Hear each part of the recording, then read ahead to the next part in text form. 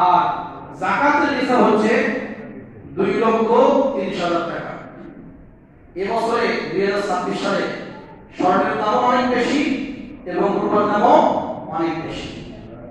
আমি দোকানে ফোন করেছিলাম, হাজি সাহেব বললেন যে 7,000 টাকারও কি আছে, রূপা আছে ভরি।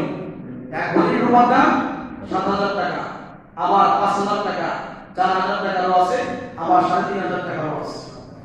এর আগে আমরা বাজার দেখেছি যে আপনার 600 টাকা, 800 টাকা, 1000 টাকা, 1200 টাকা, 1600 টাকা ভরি, কিন্তু এবার বাজারটা অনেক বেশি।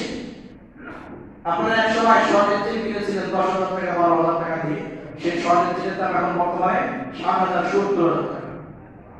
রূপার দাম অনেক বৃদ্ধি পেয়েছে। এই জন্য বাজার যাচাই বাছাই করে যাকাতের নিসাব নির্ধারণ করা হয়েছে, মধ্যমপন্থা অবলম্বন করা হয়েছে, কমও না আবার বেশিও না, মিডিয়াম যে রূপার দাম সেটাকে নির্ধারণ করে 2,30,000 টাকা করা হয়েছে। যদি কোনো ব্যক্তির কাছে এক বছর এই পরিমাণ নগদ টাকা অথবা স্বর্ণ অলংকার, রূপা অথবা ব্যবসায়িক মালামাল থাকে, তাহলে এক বছর পরে তাকে যাকাত দিতে হবে। সে মালিকের নিসাব হয়ে গেছে।